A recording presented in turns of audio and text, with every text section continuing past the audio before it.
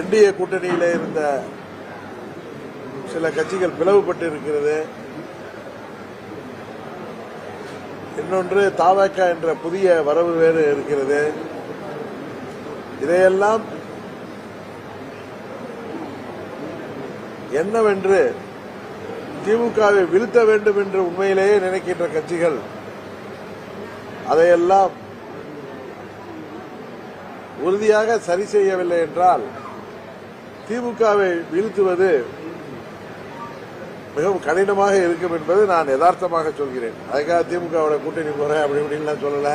நேற்று கூட உங்கள்கிட்ட சொல்ல தவேக தலைமையில் ஒரு பலமான கூட்டணி அமைந்தால் அது திமுக கூட்டணியை வீழ்த்துவதற்கு வாய்ப்பு இருக்குதுன்னு சொன்ன உடனே திமுக நான் பாக்குறேன் நீங்க ஹெட்லைன்ல தவேக தலைமையிலும் பலமான கூட்டணி அமையும் சொல்லல.